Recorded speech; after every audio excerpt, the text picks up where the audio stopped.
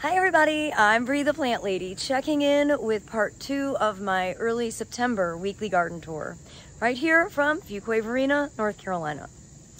As you can see behind me, everything is looking lush and tropical. That's thanks in part to a little bit of rain that we've gotten. Fingers crossed we're gonna get more because we have some in the forecast, and the weather is supposed to be changing. Maybe not permanently, but at least for a little while, we are going to have temperatures in the low 80s and even the upper 70s, which is like 25 degrees cooler than today. So I'm really excited about getting into September, just because having a break in the weather will be a huge relief. And I'm super excited to welcome you all to the Fall Open Garden on Saturday, September 21st from noon to 4 p.m. But without further ado, let me turn this camera around so that you can see everything that's growing here.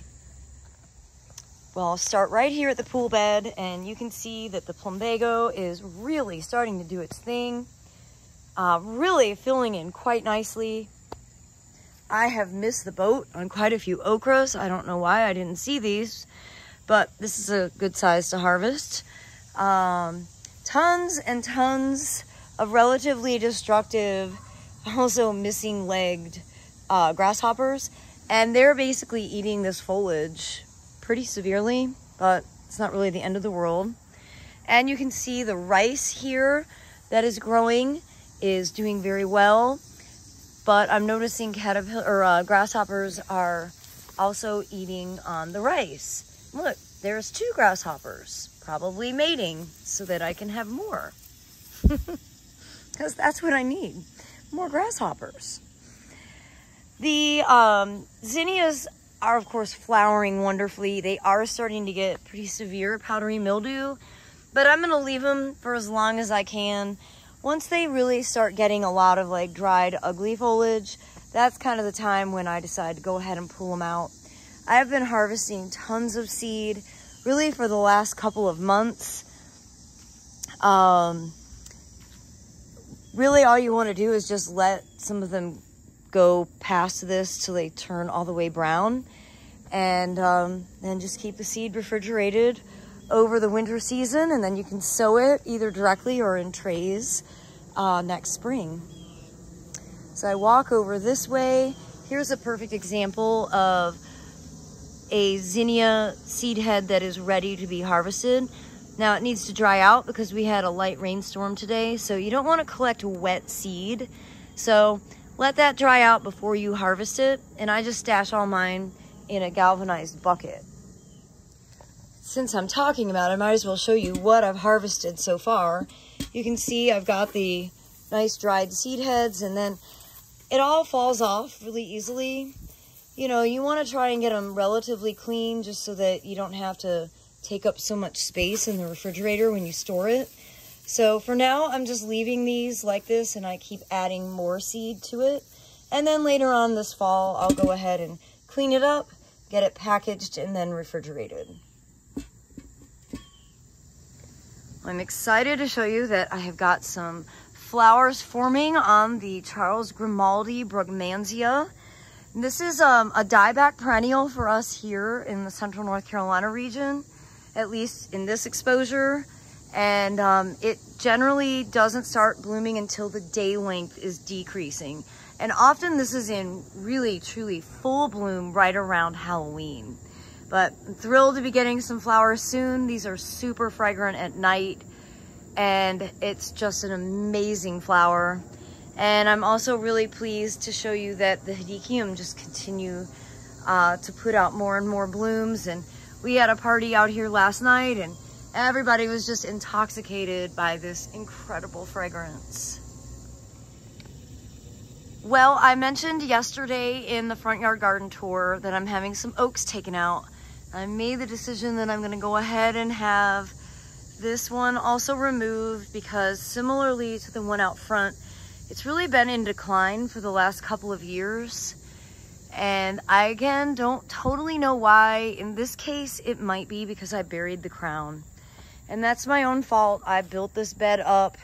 I buried the crown. That's the bottom line. What's interesting is that I've got this naturalized stand of sassafras that's just already growing in here, filling in the gaps. So I don't even think taking the tree out is going to be all that dramatic, because we already have all of these sassafras that, you know, are just going to kind of immediately respond to having more resources available. So it'll be a few weeks, but sadly, this Crimson Spire Oak's days are numbered. And as I come into the fire pit area, I wanted to acknowledge that Calibrachoa that had been doing great all summer died after I messed with this pot. So there you have it. The succulents are doing great. You can see those mangaves just are so impressive.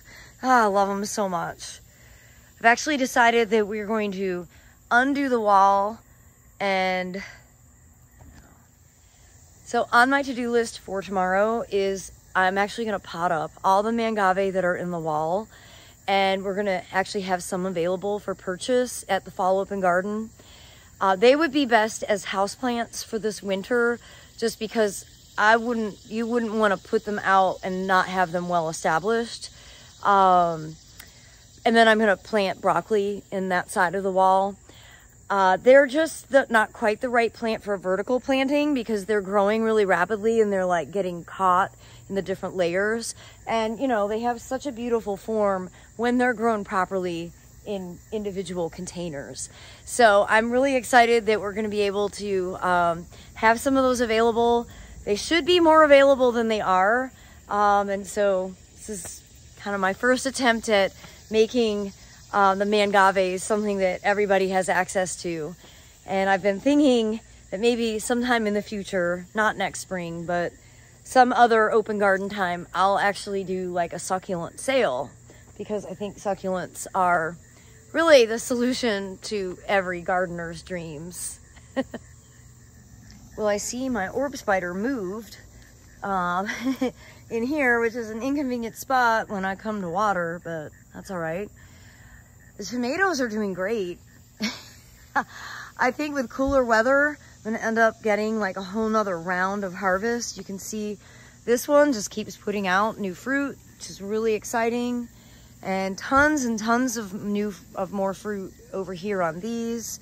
So we are not, our tomato season is not over, not by a long shot. So I'm really, really happy about. And same thing with eggplant. I am so happy that I plant so much eggplant, because I really have grown to love eating them. And you know, they're really delicious and tender when you harvest them small.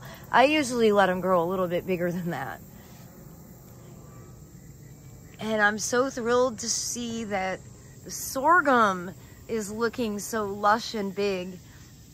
I mean, it's not enough of a texture differential from the bananas, but this was just open space in full sun that I could water. So it wasn't totally illogical to put the sorghum here. This is a variety from the Utopian Seed Project. And I'm really excited. It's a grain sorghum, so I'm just anticipating it to start blooming and setting seed. Well, the greenhouse is getting more and more covered, which is really exciting. And you can see this cream sausage tomato is loaded down with fruit. Not quite ripe, but again, we are going to be able to continue enjoying tomatoes for a long time still, which I'm so happy about. Give you a view here of some of the cool season vegetables that we're going to have available for a pot your own veggie bag that we're going to do during the open garden. This past week was really tough, and I need to put more BT on them because the caterpillars are already getting them. It's likely that I'm going to end up planting most of this myself, and I'm going to buy another round of cool season vegetables to be able to have available at the open garden, because these are already looking less than ideal. So, you know, that's okay. I didn't get my seeds started yet, so that's okay. I'll just go back to Big Bloomers. They have a great selection. I came out last night to harvest a bunch of peppers, and it was such a thrill. I came back with a huge colander. You can see there are just tons and tons and tons of peppers, and these sweet wax peppers or sweet banana peppers are really great for sauteing. They're super versatile. They're not spicy, which is important for my gut. Again, lots of eggplant. Ooh, wow, look at this. Nice big cucumber. Go ahead and get that. And of course, more melons coming along. And hopefully you watched my video about cattle fence panels and how versatile and easy they are. This is just an example of one that I just set up, and it's already making a big difference for the performance of these peppers. And again, when you really want to get it secure, you can just, you know, pull a couple branches through, and that's really all you have to do to be able to keep your plants upright in such a simple way. Hoping those dark clouds bring us some substantial rain. It would be nice to take a couple of days off from watering. Well, everybody, I'm losing light really fast, so I think this week I am going to turn the weekly garden tour into a 3-parter. So I hope you will tune in tomorrow to see the other half of my back gardens here in Fuquay-Varina, North Carolina. And I hope you'll plan to attend the Fall Open Garden just a few weeks away on Saturday, September 21st. As always, thanks for watching and happy gardening.